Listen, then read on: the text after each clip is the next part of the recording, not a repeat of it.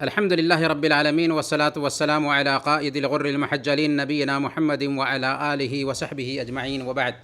محترم بھائیوں اور بہنوں، رمضان کے اس ڈیلی کلاس میں سب سے پہلے ہم قرآن کریم سے ایک چھوٹی سی سورہ سیکھتے ہیں، پھر ایک حدیث کو سمجھتے ہیں اور اس کے بعد پھر رمضان کا پیغام ہوتا ہے۔ تو آتے ہیں سب سے پہلے قرآن کریم سے ایک چھوٹی سی سورہ کی طرف، اور آج کی سورہ سورہ الماعون ہے۔ سورہ الماعون، بسم اللہ الرحمن الرحیم۔ ارأیت الذی یکذب بالدین، کیا آپ نے دیکھا اس آدمی کو جو آخرت کے انعام کو اور اس کی سزا کو جھٹلاتا ہے؟ فذلک الذی یدع الیتیم، وہی تو ہے جو یتیم کو دھکے دیتا ہے۔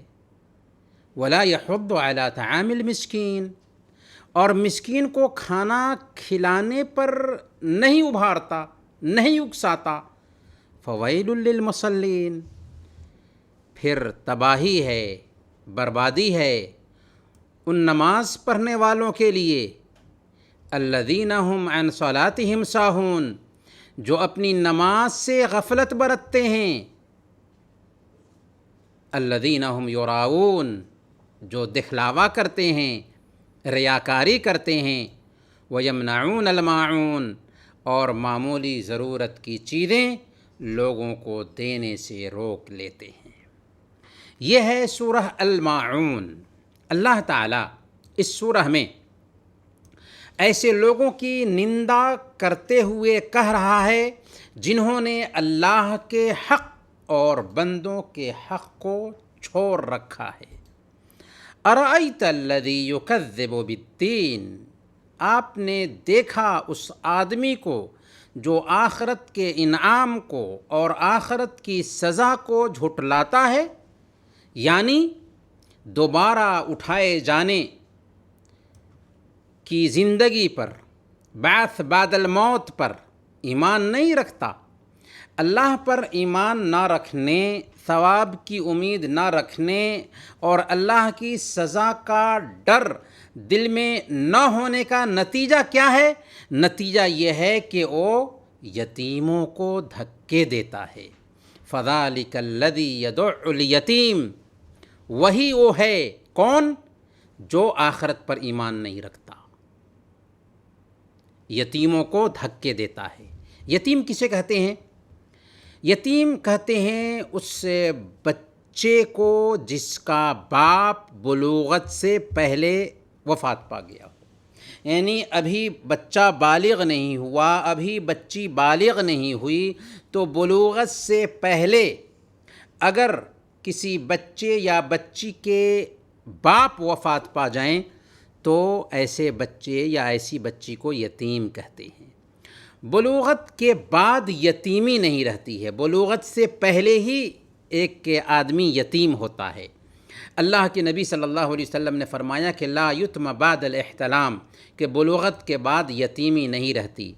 آگے اللہ رب العالمین نے فرمایا کہ ولا یحض علی طعام المسکین، اور یہ جو آخرت پر ایمان نہیں رکھتا ہے، جس کی بنیاد پر یتیموں کو دھکے دیتا ہے، مسکین کو بھی کھانا دینے پر، کھانا کھلانے پر نہیں اکساتا۔ جو خود یتیموں کو دھکے دیتا ہو، جو خود مسکینوں کو کھانا نہ کھلاتا ہو، وہ آخر دوسروں کو کھانا کھلانے پر کیسے ابھارے گا؟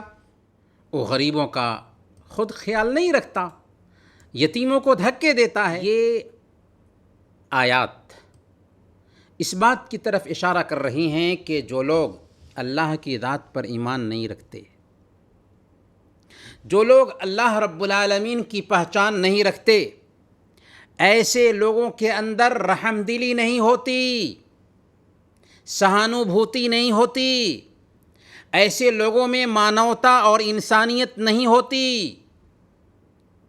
وہ جھوٹے ہیں جو اللہ کا انکار کرنے کے باوجود ہیومنٹی کا دعویٰ کرتے ہیں، مانوتا کا دعویٰ کرتے ہیں، ان کی ہیومنٹی اگر ہے بھی تو اپنی کمیونٹی کے لیے ہے، انسانیت کے لیے نہیں۔ لیکن ایک سچا مسلمان جو ہوتا ہے، اللہ پر یقین رکھنے والا جو مسلمان ہوتا ہے، وہ سمجھتا ہے کہ سارے انسان انسانیت کے ناطے ہمارے بھائی ہیں، اس لیے دھرم اور ذات کی تمیز کیے بغیر ان کی مدد ہونی چاہیے، ان کا خیال ہونا چاہیے۔ اسی لیے ایک مسلمان یتیموں کے ساتھ میں، اناتھوں کے ساتھ میں، غریبوں کے ساتھ میں، مسکینوں کے ساتھ میں اچھا معاملہ کرتا ہے اور اس پر خرچ کرتا ہے۔ ابھی کرونا وائرس کے دنوں سے ہم گزر رہے ہیں، دنیا کے ہر کونے میں اگر آپ دیکھیں گے تو مسلم کمیونٹی کے لوگ ہی سب سے زیادہ کرونا وائرس کی وجہ سے جو لوگ پریشان ہیں ان کی مدد کرنے کے لیے آ رہے ہیں۔ آگے اللہ رب العالمین نے فرمایا فویل للمصلین، تباہی ہے، بربادی ہے نمازیوں کے لیے۔ نماز بھی پڑھ رہے ہوں اور تباہی اور بربادی، نمازی کے لیے تباہی اور بربادی کی بات کہی جا رہی ہے۔ کون سے نمازی؟ الذین هم عن صلاتهم ساہون، جو اپنی نماز سے غفلت برتتے ہیں۔ غفلت برتنے کا مطلب یہ ہے کہ وہ نماز تو پڑھتے ہیں لیکن بے وقت ادا کرتے ہیں، یا نماز کے جو ارکان ہونے چاہیے، نماز کے جو واجبات ہونے چاہیے ان کا خیال نہیں رکھتے۔ اب آپ تصور کیجئے کہ ایسے نمازی کے لیے ہلاکت اور بربادی کی بات کی جا رہی ہے تو اس انسان کا کیا حال ہوگا جو نماز ہی نہیں پڑھتا؟ والعیاذ باللہ، اللہ ہمیں اپنے پناہ میں رکھے۔ آگے اللہ تعالیٰ فرماتا ہے الذین هم یراؤون، جو ریاکاری کرتے ہیں، جو دکھلاوے کے لیے کوئی کام کرتے ہیں، شہرت کے لیے، نام و نمود کے لیے، ناموری کے لیے کوئی کام کرتے ہیں۔ جس کام میں ریاکاری آ جائے وہ کام اس کرنے والے کے چہرے پر مار دیا جاتا ہے، اللہ اسے قبول نہیں کرتا۔ اس لیے ہمیں ہر کام کو اللہ کے لیے کرنا ہے، دکھلاوا نہیں ہونا چاہیے، ریاکاری نہیں ہونی چاہیے۔ اگر آپ نے ہمیں بتا دیا کہ میں نے فلاں کام کیا ہے، میں یہ کر رہا ہوں، میں وہ کر رہا ہوں، تو ہم تو آپ کو اس کا کچھ بدلہ دینے والے نہیں ہیں۔ آپ نے اللہ کے لیے کیا تو اس کو چھپا کر رکھیں۔ اس لیے ریاکار جو ہے نا، ریاکار اللہ رب العالمین کے ہاں کچھ بھی بدلہ نہیں پائیں گے۔ اللہ تعالیٰ کل قیامت کے دن ریاکاروں کو کہے گا اذهبوا الى الذين كنتم تراؤون في الدنيا، جاؤ جن کو دکھلانے کے لیے تم نیک عمل کرتے تھے ان سے اجر پاؤ، ان سے بدلہ مانگو۔ اس لیے دکھلاوا نہیں ہونا چاہیے۔ وَيَمْنَعُونَ الْمَاعُونَ، اور معمولی ضرورت کی چیزیں لوگوں کو دینے سے روک لیتے ہیں۔ حضرت ابن مسعود رضی اللہ تعالیٰ عنہ فرماتے ہیں کہ معون ہر وہ چیز ہے جو لوگ آپس میں ایک دوسرے سے مانگ لیا کرتے ہیں اور اس میں عیب نہیں سمجھا جاتا۔ مثال کے طور پر کدال، پھاورا، دیگچی وغیرہ۔ یعنی حضرت ابن مسعود رضی اللہ تعالیٰ عنہ کے کہنے کا مطلب یہ ہے کہ ایسی چیزیں جن کو دینے سے آدمی کو کوئی نقصان نہ ہو اور نارمل طریقے سے ایک دوسرے سے اس کا آپس میں شیئر ہوتا ہو، جیسے برتن ہے، نمک ہے، ایک عورت اپنی پڑوسن سے نمک مانگ لیتی ہے، برتن مانگ لیتی ہے، اس کو استعمال کرتی ہے، یہ معمولی ضرورت کی چیزیں ہیں، ایک دوسرے سے ان کا تبادلہ ہونا چاہیے، اور سماج میں یہ رواج اچھی بات ہے۔ جو لوگ اللہ پر ایمان نہیں رکھتے، جو لوگ بخیل ہوتے ہیں، معمولی ضرورت کی چیزوں کو بھی روک لیتے ہیں۔ اس سورہ میں بنیادی طور پر یتیموں اور مسکینوں کے ساتھ اچھا معاملہ کرنے کی تاکید ہے اور اس کام پر ابھارا گیا ہے۔ دوسرے نمبر پر نماز کی حفاظت کرنے اور اس کو وقت پر ادا کرنے کی تاکید کی گئی ہے، اور تیسرے نمبر پر عمل میں اخلاص لانے کی تاکید ہے اور اس پر ابھارا گیا ہے، اور چوتھے نمبر پر ہر بھلائی کے کام پر ابھارا گیا ہے، یہاں تک کہ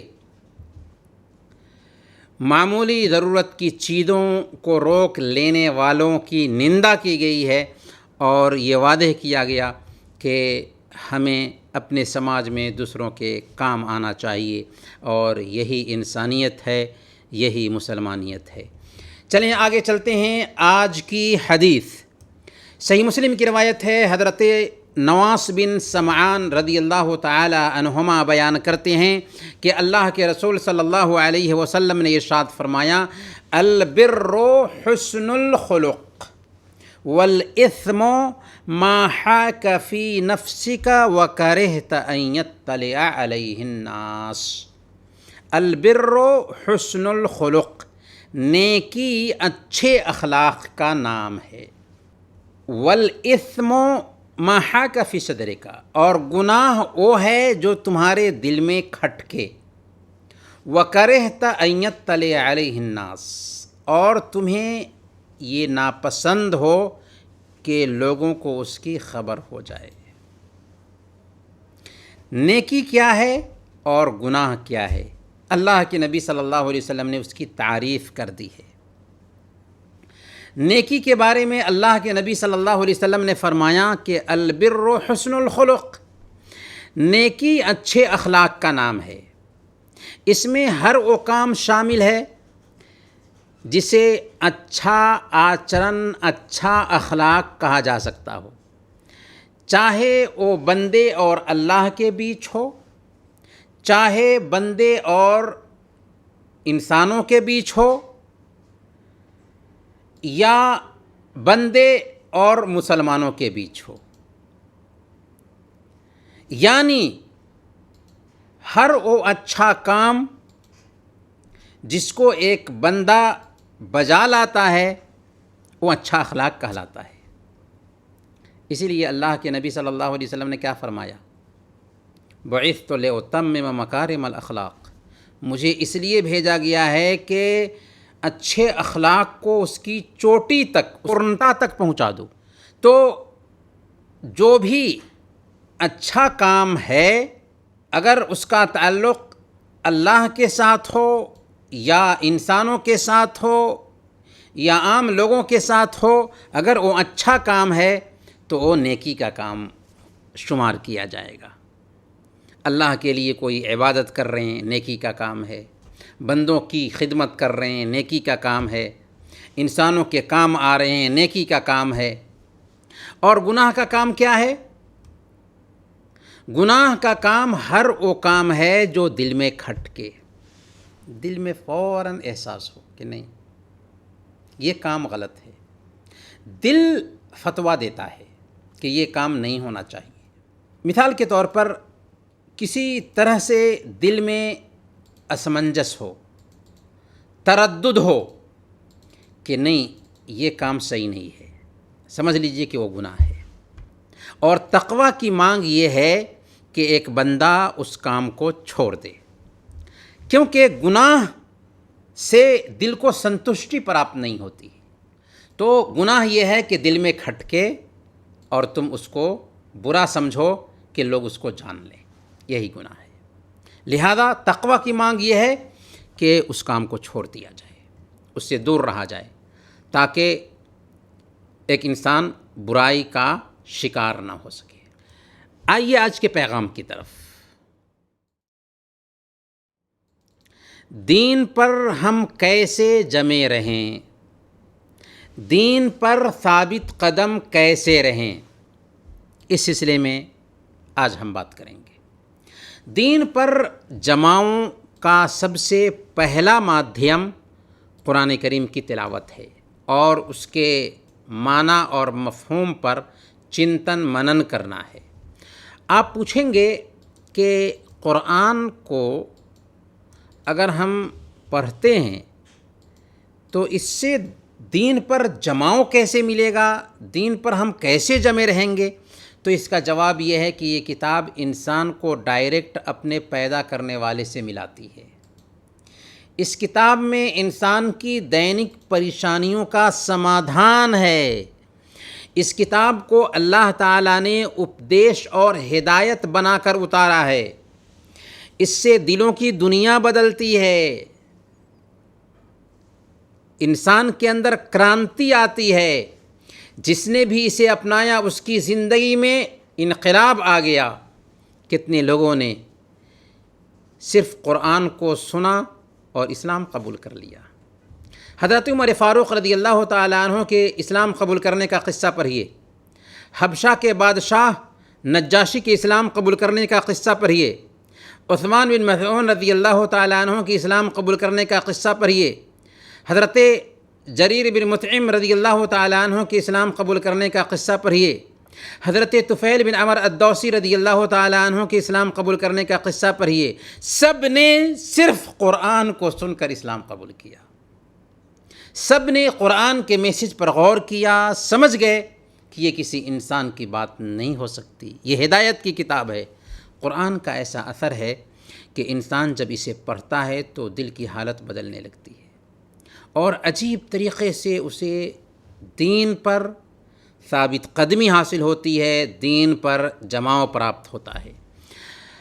آپ جانتے ہیں کہ قرآن کریم کتنے سال میں اترا؟ 23 سال میں اترا، ایک ہی مرتبہ نہیں اترا۔ کیوں؟ تاکہ اس کے ذریعہ نبی اکرم صلی اللہ علیہ وسلم کے دل کو سکون حاصل ہو۔ اللہ تعالیٰ سورہ الفرقان آیت نمبر 32 میں فرماتا ہے وَقَالَ الَّذِينَ كَفَرُوا لَوْلَا نُزِّلَ عَلَيْهِ الْقُرْآنُ جُمْلَةً وَاحِدَةً كَذَلِكَ لِنُثَبِّتَ بِهِ فُؤَادَكَ وَرَتَّلْنَاهُ تَرْتِيلًا، کہ جن لوگوں نے انکار کیا ان کا کہنا ہے کہ ان پر یہ قرآن ایک ہی مرتبہ کیوں نہیں اتر گیا، یعنی ایسا کیوں نہیں ہوا کہ ایک ہی مرتبہ اللہ نے اس قرآن کو اتار دیا ہو؟ اللہ نے فرمایا کہ ایسا اس لیے کیا تاکہ اس کے دوارا ہم اے محمد صلی اللہ علیہ وسلم آپ کے دل کو جما دیں، اور اس وجہ سے ہم نے اسے ٹھہر ٹھہر کر پڑھا ہے تاکہ آپ کو ہمارے سندیش سے برابر سکون ملتا رہے، دل کو سنتشٹی پراپت ہوتی رہے۔ جی ہاں، قرآن کریم اسی لیے اترا ہے کہ اس کے ذریعہ ہم دین پر جمے رہیں۔ جس نے قرآن سے سمبند رکھا اس کے اندر دین سے عجیب طریقے سے لگاؤ پیدا ہوا، اور آج بھی یہ لگاؤ پیدا ہو رہا ہے اور کل قیامت کے دن تک بھی پیدا ہوتا رہے گا۔ ایسا ہو نہیں سکتا کہ کوئی ہر دن قرآن کریم پڑھتا ہو اور وہ دین سے دور ہو جائے، لیکن شرط یہ ہے کہ قرآن کو ویسے ہی پڑھا جائے جیسے پڑھنے کا حق ہے، کیونکہ قرآن اللہ کا کلام ہے اور یہ دل کو بدلتا ہے۔ البتہ اس سلسلے میں 4 باتوں کا خیال رکھنا ہے۔ سب سے پہلی بات یہ کہ قرآن کو تجوید کی رعایت کرتے ہوئے ہر حرف کے مخرج کا خیال کرتے ہوئے پڑھیں اور ٹھہر ٹھہر کر اطمینان سے شانتی سے پڑھیں۔ دوسری بات یہ کہ دن یا رات کے کسی بھی حصے میں کم سے کم 1 مرتبہ قرآن کریم کی تلاوت ضرور کریں، اور ابھی تو ہم رمضان کے مہینے سے گزر رہے ہیں اور رمضان قرآن کا مہینہ ہے۔ تیسری بات یہ کہ تلاوت کے لیے ایسی جگہ کا انتخاب کریں، سلیکشن کریں جو بالکل پیسفل ہو، شور ہنگامہ سے دور ہو، تاکہ ذہن تلاوت پر ٹھہر سکے اور ذہن و دماغ حاضر ہو سکے۔ ایکاگرتا کے لیے تلاوت سے پہلے اگر مسواک کر سکتے ہوں، وضو کر سکتے ہوں، قبلہ رخ ہو کر کے تلاوت کریں تو اور اچھی بات ہے، اور ادب اور احترام میں یہ داخل ہے کہ ہم باوضو ہو کر قرآن کریم کی تلاوت شروع کریں۔ جس وقت بدن پر سستی چھائی ہو، تکان کا احساس ہو رہا ہو یا سونے کی اچھا ہو، ایسے وقت قرآن کی تلاوت نہ کریں۔ چوتھی بات یہ کہ قرآن کے شبد کو پڑھنے پر ہی بس نہ کریں، بلکہ اس کے سندیش کو بھی سمجھنے کی کوشش کریں۔ ہم کوئی پیپر پڑھتے ہیں تو ہمارا مقصد صرف شبدوں اور اس کے جملوں کو پڑھ لینا نہیں ہوتا، بلکہ ہم اس لیے پیپر پڑھتے ہیں تاکہ اس کے میسج کو سمجھ سکیں۔ تو اللہ کے کلام کے ساتھ بھی یہی ہمارا حال ہونا چاہیے، اور الحمدللہ ہم سب کے پاس قرآن کریم انودت قرآن اردو یا ہندی ترجمہ کے ساتھ میں ہوگا، اور ہم اگر اس پہ غور کریں گے پڑھتے ہوئے تو عجیب طریقے سے ہمارے دل کی دنیا بدلے گی اور ہم عجیب طریقے سے اس سے فائدہ اٹھائیں گے۔ دین پر جماؤ حاصل کرنے کے لیے دوسرا طریقہ یہ ہے کہ نبیوں اور رسولوں کے قصوں پر غور کیا جائے، چنتن منن کیا جائے۔ اسی لیے اللہ تعالیٰ نے ان قصوں کی حکمت بیان کرتے ہوئے فرمایا وَكُلًّا نَقُصُّ عَلَيْكَ مِنْ أَنْبَاءِ الرُّسُلِ مَا نُثَبِّتُ بِهِ فُؤَادَكَ وَجَاءَكَ فِي هَذِهِ الْحَقُّ وَمَوْعِظَةً وَذِكْرَىٰ لِلْمُؤْمِنِينَ کہ رسولوں کے قصوں میں سے ہم وہ قصے جو آپ کو سناتے ہیں، اس کے ذریعہ ہم آپ کے دل کو مضبوط کرتے ہیں اور اس میں آپ کے لیے سچائی آ گئی ہے اور اس میں مومنوں کے لیے نصیحت ہے، اپدیش ہے۔ پتہ یہ چلا کہ قرآن کریم میں نبیوں کے قصے دل لگی کے لیے بیان نہیں کیے گئے، بلکہ ان کا ایک خاص مقصد ہے، ان کی ایک خاص حکمت ہے کہ ان کے ذریعہ اللہ تعالیٰ اللہ کے نبی صلی اللہ علیہ وسلم اور مومنوں کے دلوں کو تسکین پہنچانا چاہتا ہے۔ حضرت ابراہیم علیہ السلام کا قصہ جسے اللہ تعالیٰ نے قرآن کریم میں مختلف جگہوں پر بیان کیا ہے، کیسے انہوں نے اپنی قوم کو اسلام کی دعوت دی اور قوم نے، سماج نے، باپ نے خود دعوت کو اپنانے سے انکار کیا، لیکن آپ ہمت نہیں ہارتے ہیں، ان کی مورتیوں کو توڑا تاکہ اس کے دوارا ان کی آنکھیں کھلیں، بادشاہ سے ڈیبیٹ کیا، گھر سے نکلنا پڑا، وبھن پرکار کی آزمائشیں ہوئیں، پر سب کو سہن کرتے رہے، برداشت کرتے رہے۔ پھر کیا ہوا؟ یہی ابراہیم علیہ السلام ہیں جن کے لیے آسمان سے باتیں کرتے ہوئی آگ ٹھنڈی ہو جاتی ہے۔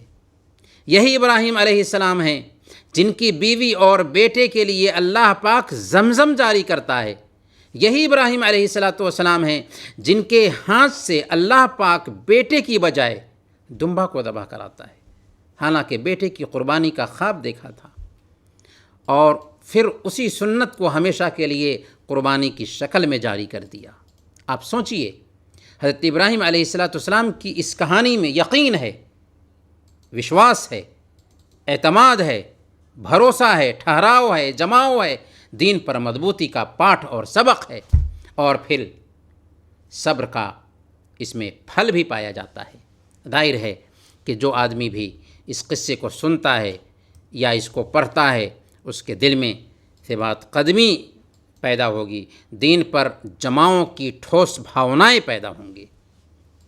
اسی طریقے سے حضرت موسیٰ علیہ السلام کے قصے کو بھی اللہ تعالیٰ نے مختلف جگہوں میں قرآن کریم میں بیان کیا ہے کہ کیسے اللہ کے دشمن کے گھر میں حضرت موسیٰ علیہ السلام کو پلنے اور بڑھنے کا موقع ملتا ہے، اور حضرت موسیٰ علیہ السلام کے ذریعہ ہی فرعون کی حکومت کا اللہ تعالیٰ خاتمہ کراتا ہے۔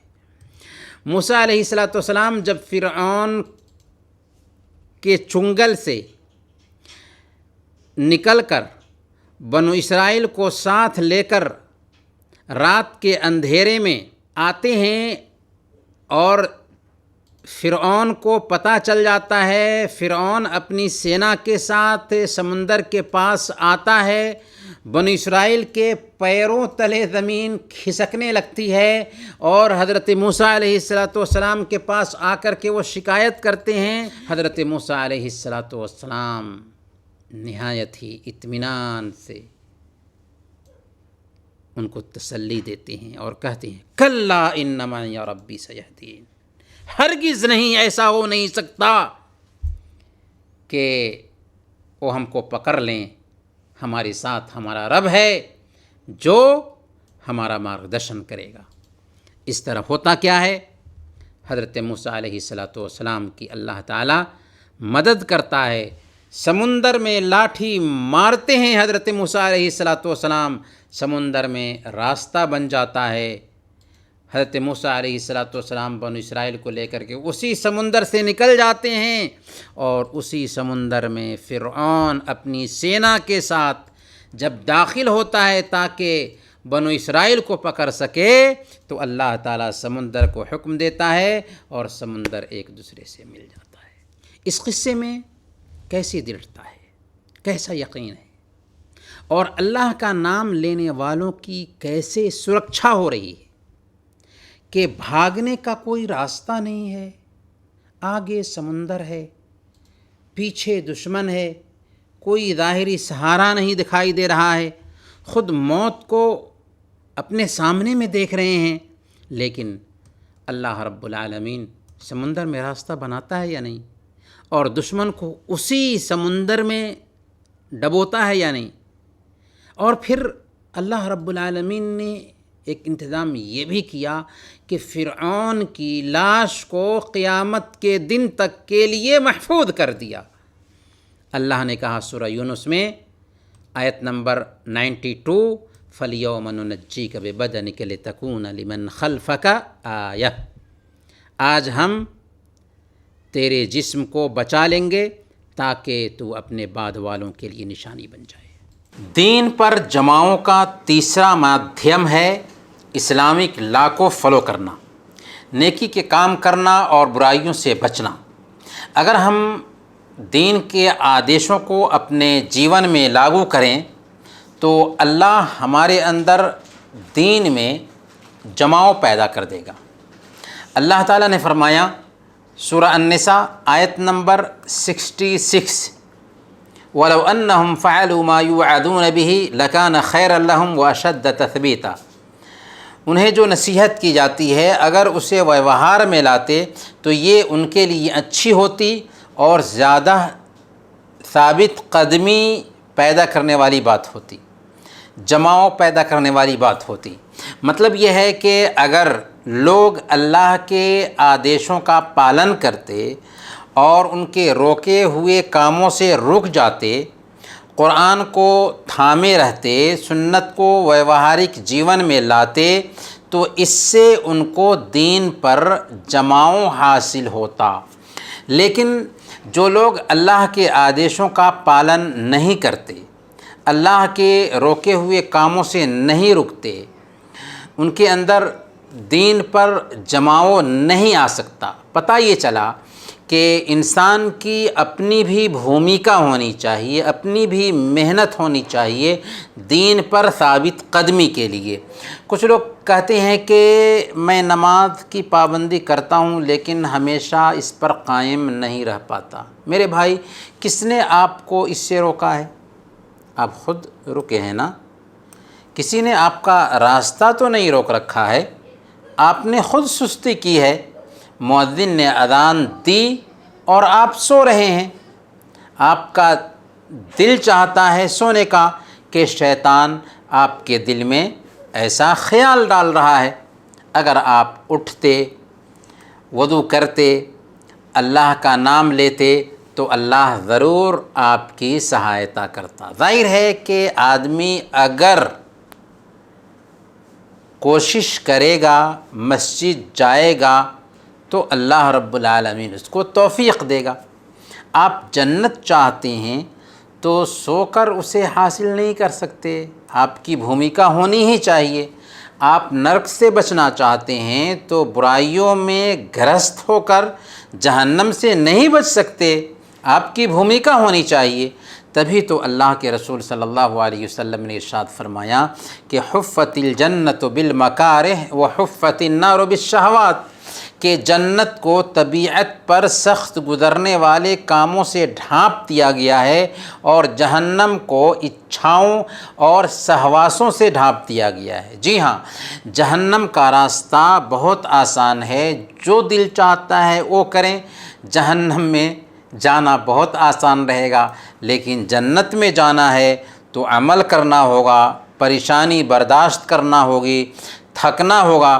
اسی لیے اللہ تعالیٰ نے فرمایا سورہ العنکبوت آیت نمبر 69، والذین جاہدوا فینا لنہدینہم سبلنا، جنہوں نے ہمارے راستے میں، ہمارے مارگ میں کوشش کی، ہم انہیں ضرور راستہ دکھائیں گے۔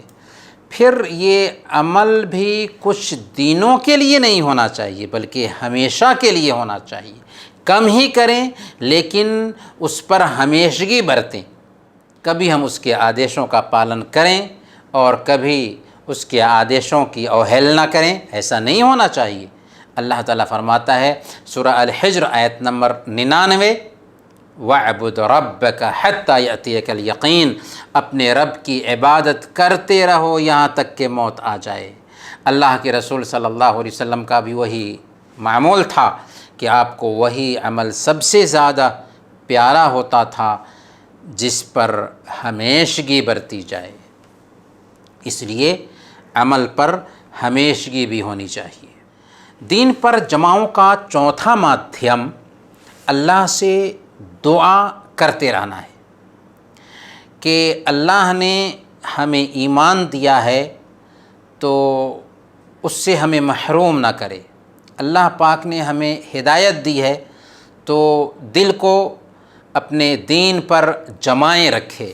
اللہ تعالیٰ نے ہمیں یہ دعا بھی سکھائی، لہذا ہمیں یہ دعا بھی کرنی چاہیے، ربنا لا تزغ قلوبنا بعد اذ ہدیتنا وہب لنا من لدنک رحمہ انک انت الوہاب۔ اے اللہ، ہمیں ہدایت دینے کے بعد ہمارے دلوں میں کجی نہ پیدا کرنا اور اپنی طرف سے خاص دیا فرمانا۔ اے اللہ، تو ہی دیا فرمانے والا ہے، چونکہ دل کا مالک اللہ ہے، وہ جیسے چاہتا ہے اسے پھیرتا رہتا ہے۔ یہی وجہ ہے کہ اللہ کے رسول صلی اللہ علیہ وسلم دین پر جمے رہنے کی سب سے زیادہ دعا کرتے تھے اور اس کے لیے چنتت رہتے تھے۔ آپ دعا کرتے تھے، اللہم یا مقلب القلوب ثبت قلبی علی دینک، اے دلوں کو پھیرنے والے میرے دل کو اپنے دین پر جما دے۔ حضرت ام سلمہ رضی اللہ تعالیٰ عنہ جو آپ کی بیوی ہیں، ایک دن جب ہمیشہ آپ کو یہ دعا کرتے ہوئے دیکھتی ہیں تو وہ پوچھ دیتی ہیں کہ آخر یا رسول اللہ آپ یہ دعا اس قدر کیوں کرتے ہیں؟ تو آپ فرماتے ہیں کہ یا ام سلمہ انہ لیس آدمی الا وقلبہ بین اصبعین من اصابع الرحمن ما شاء اقام وما شاء ازاغ، کہ اے ام سلمہ، ہر آدمی کا دل اللہ رب العالمین کی 2 انگلیوں کے بیچ ہے، جس کے لیے چاہتا ہے سیدھا رکھتا ہے اور جس کے لیے چاہتا ہے ٹیڑھا کر دیتا ہے۔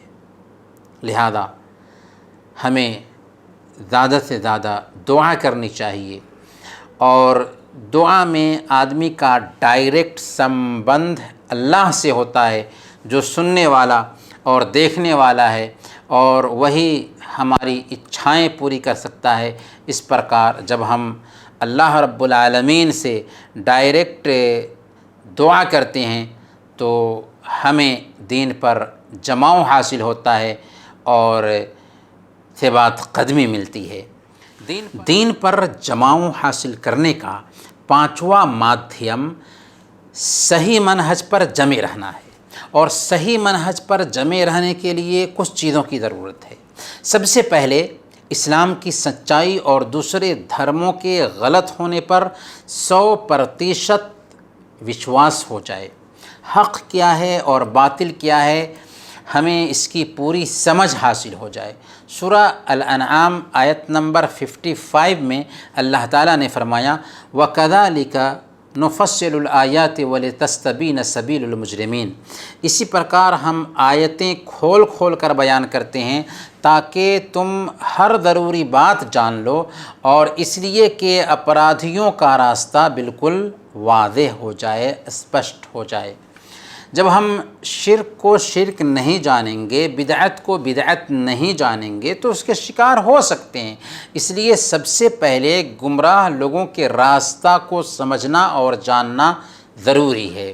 دوسرے نمبر پر ہمارے اندر یہ احساس پیدا ہو جائے کہ اللہ نے ہمیں سب سے اتم انسان بنایا، اپنے سچے دین کی طرف ہمارا مارگدرشن کیا، جس کو اپنا کر ہم مرنے کے بعد مکتی پا سکتے ہیں۔ اس کے علاوہ مکتی کا کوئی دوسرا سادھن نہیں پایا جاتا۔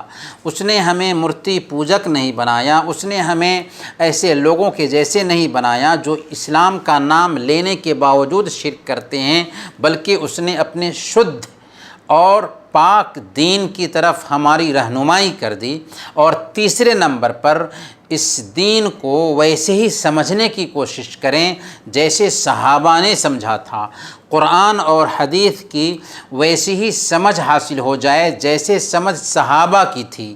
اگر ایسا عقیدہ بن جاتا ہے تو کسی صورت میں ہمارے اندر کجی نہیں آ سکتی، ٹیڑھاپن نہیں آ سکتا۔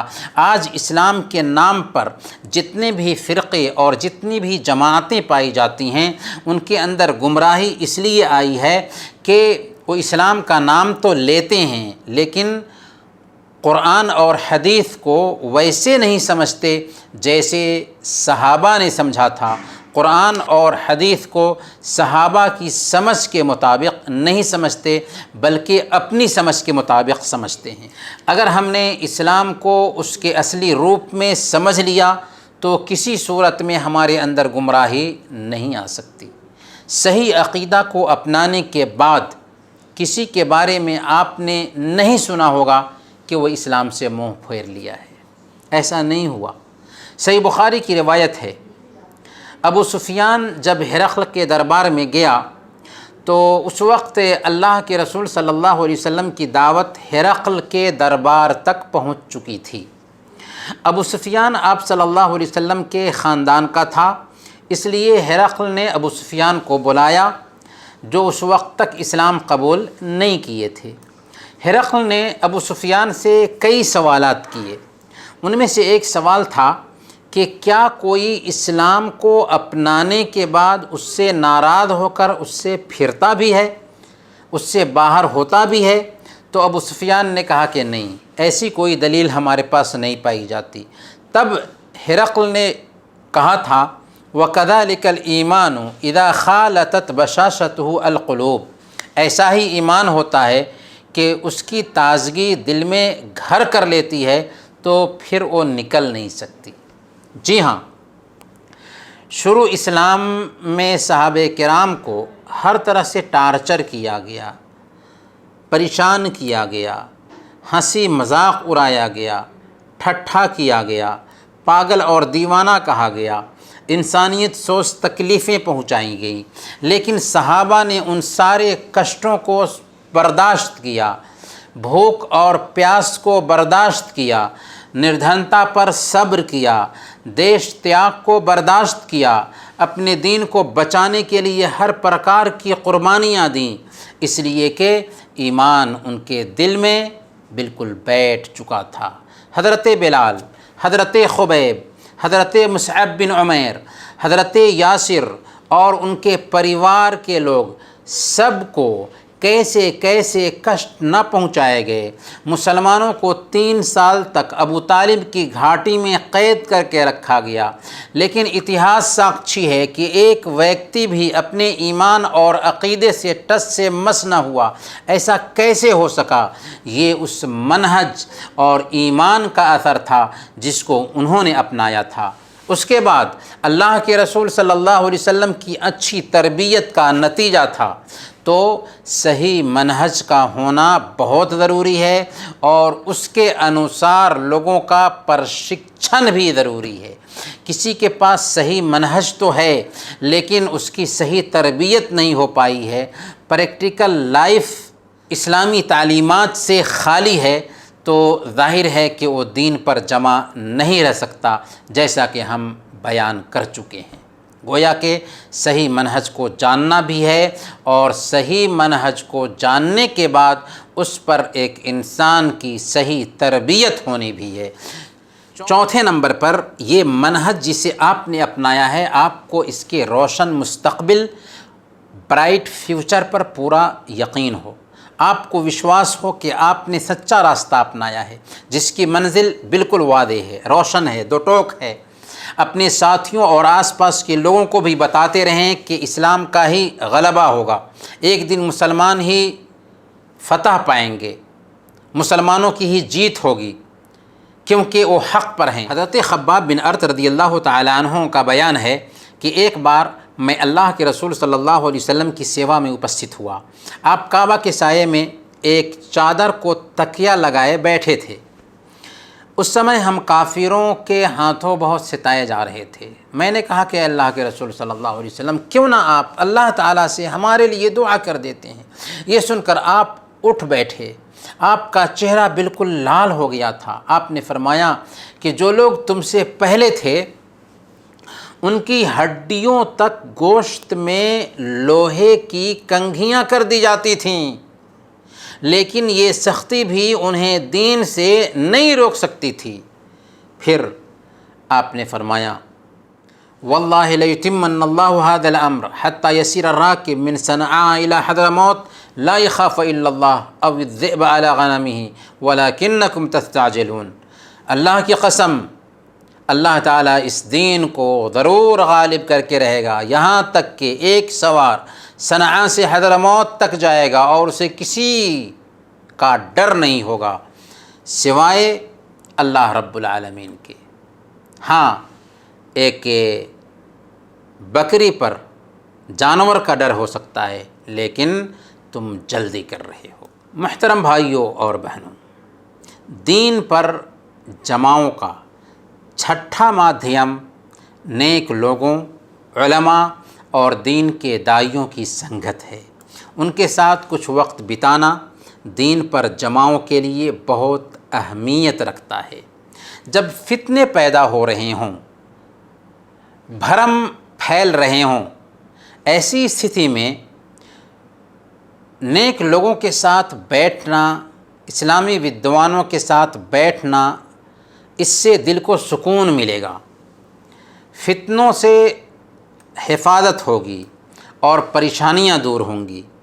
سنن ابن ماجہ کی ایک حدیث ہے، اللہ کے رسول صلی اللہ علیہ وسلم نے ارشاد فرمایا ان من الناس ناسا مفاتیح للخیر مغاليق للشر وان من الناس ناسا مفاتیح للشر مغاليق للخیر۔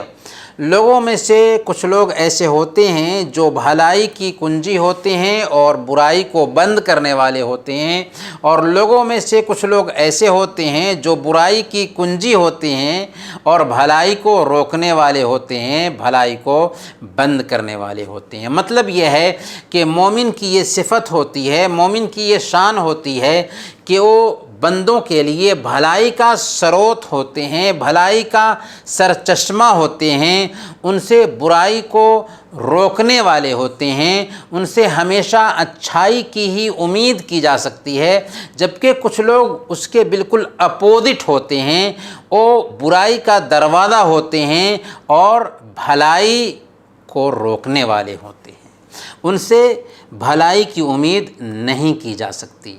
اس پرکار جب ایک آدمی نیک اور اچھے لوگوں کے ساتھ بیٹھتا ہے تو اسے اس کے ساتھ بیٹھنے کی وجہ سے بھلائی حاصل ہوتی ہے اور برائی سے نجات ملتی ہے۔ امام ابن القیم رحمۃ اللہ علیہ اپنے استاذ شیخ الاسلام امام ابن تیمیہ کے بارے میں الوابل الصیب میں لکھتے ہیں کہ وَكُنَّا إِذَا اشْتَدَّتْ بِنَا الْخَوْفُ وَسَاءَتْ مِنَّا الظُّنُونُ وَضَاقَتْ بِنَا الْأَرْضُ أَتَيْنَاهُ فَمَا هُوَ إِلَّا أَن نَّرَاهُ وَنَسْمَعْ كَلَامَهُ فَيَذْهَبْ ذَلِكَ كُلُّهُ عَنَّا وَيَنْقَلِبُ انشراحا وقوة ويقينا وطمانينة۔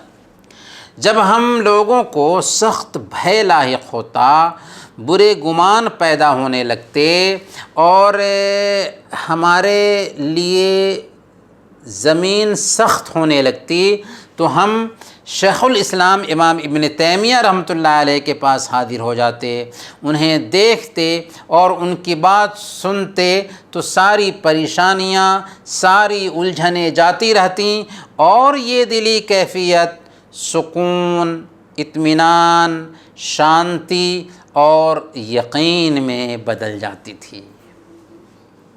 اس لیے دین پر جماؤ حاصل کرنے کے لیے بہت اہم ہے کہ ہم ایسے عالم کی سنگت میں بیٹھیں جن کا کتاب و سنت کے مطابق عمل ہو، جو نیک اور پرہیزگار ہوں، ان کے ساتھ کچھ وقت بتائیں، ان کی باتیں سنیں، ان کے درس میں حاضر ہوں، ان سے سمپرک میں رہیں۔ एकांत में भी रहने से बचें, इसलिए कि एकांत में आदमी जब रहता है तो उसके भटकने की संभावना ज़्यादा रहती है, क्योंकि ऐसी हालत में शैतान उसको विभिन्न प्रकार के वसवसों में डाल देता है। अगरचे उस हालत में भी अल्लाह उसे देख रहा होता है और उसकी निगरानी हो रही होती है, लेकिन इंसानों की निगाहों से चूँकि वो छुपा होता है, इसलिए आसानी के साथ वो बुराई कर ले जाता है। इसका समाधान सिर्फ़ और सिर्फ यही है कि एक आदमी अकेले में ना रहे।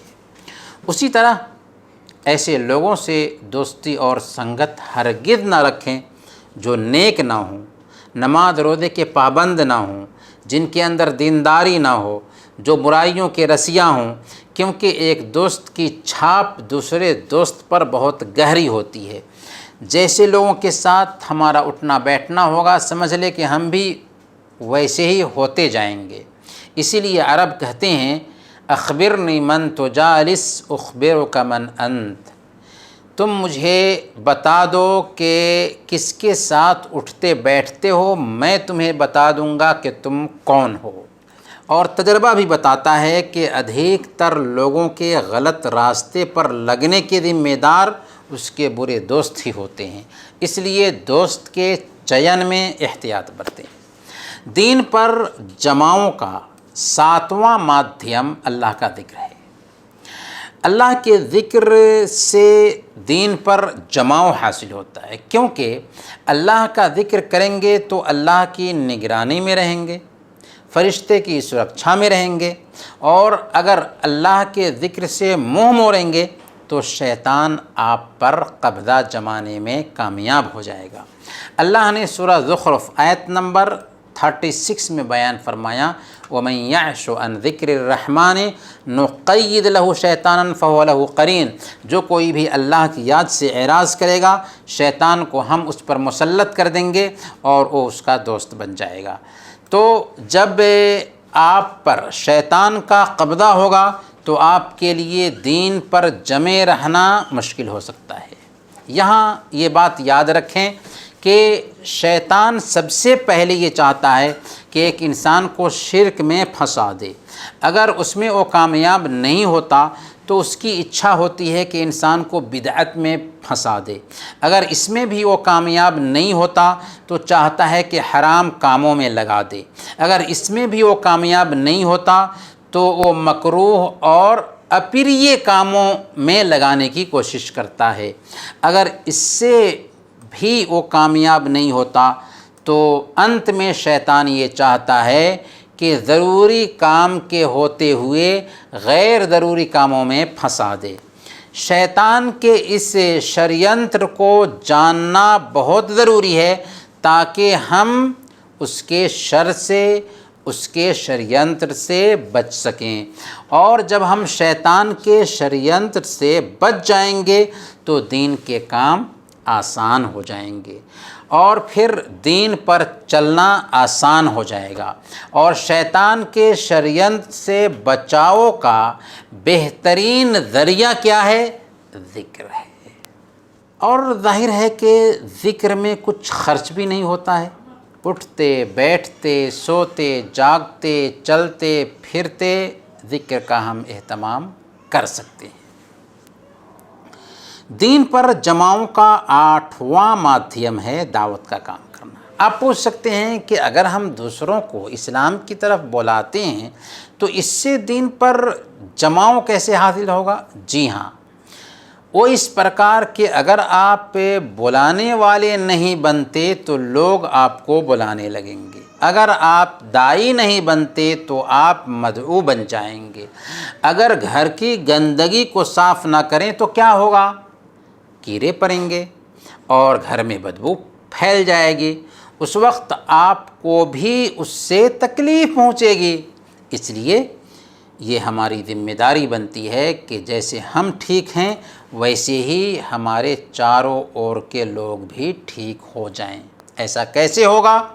जब आप दावत का काम करेंगे। अगर कोई दावत के लिए वक्त निकालता है, इस रास्ते में लगता है और उसके ज़हन में हर वक्त دعوت کا دھن سوار رہتا ہے تو اس سے جہاں اسے ثواب ملے گا وہیں اس کو دین پر جماؤ حاصل ہوگا اور دین کی خوبیاں اس کے سامنے نکھر کر آتی رہیں گی، کیونکہ وہ بار بار اسٹڈی کرے گا، مطالعہ کرے گا۔ اور ویسے بھی جب ہم اپنے آپ کو مسلمان کہتے ہیں تو ہم یہ سمجھ لیں کہ مسلمان حرکت کا نام ہے، جوش کا نام ہے، دوسروں کی بھلائی چاہنے کا نام ہے، دوسروں کے لیے اچھا سوچنے کا نام ہے، اور سب سے بڑھ کر ایک انسان خیرخواہ یہ ہو سکتا ہے کہ وہ اپنے آس پاس کے لوگوں کو جہنم میں داخل ہونے سے بچا لے۔ سب سے بڑھ کر یہی خیرخواہی ہے۔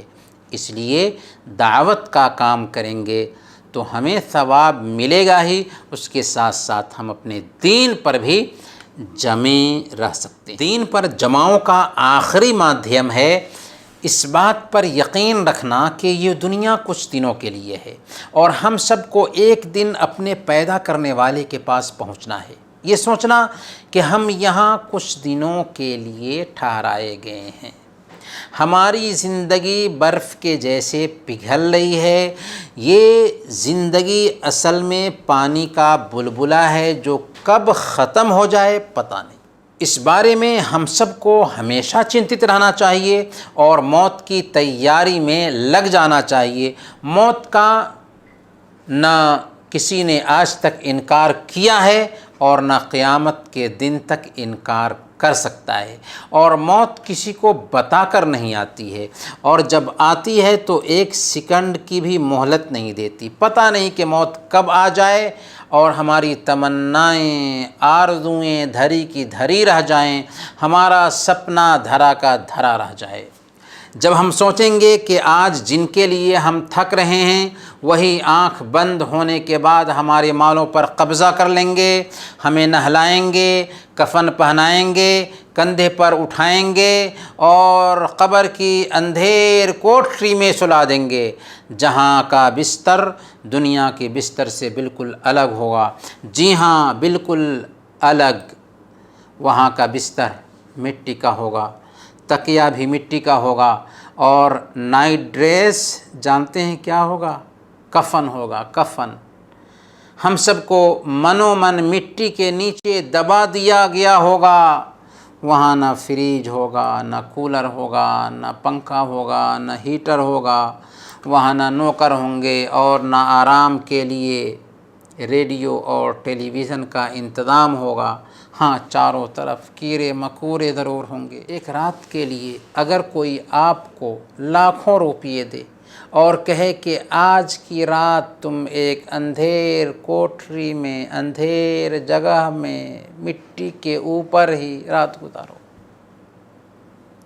جہاں تمہارے چاروں طرف قسم قسم کے کیڑے مکوڑے ہوں گے، ذرا دل پر ہاتھ رکھ کر کے جواب دیجیے گا، کیا آپ اسے قبول کر لیں گے؟ ہرگز نہیں۔ لیکن ایک دن اس تنگ و تاریک کوٹری کو قبول کرنے والے ہیں، چاہے ہم چاہیں چاہے نہ چاہیں۔ زمین کے اوپر نہیں بلکہ زمین کے نیچے، اور منو من مٹی کی تہ میں، جس کا ہمیں کچھ پتہ بھی نہیں۔ یہ احساس ہمارے اندر جمع رہنا چاہیے۔ اسی طرح ہمیں یہ بھی سوچنا ہے کہ ایک دن ہمیں قبر سے اٹھنا ہے، اللہ کے پاس پہنچنا ہے۔ وہاں قیامت کی پریشانی ہوگی، لوگ پسینے میں ڈوب رہے ہوں گے، وہاں اپنے کیے کا حساب کتاب دینا ہے۔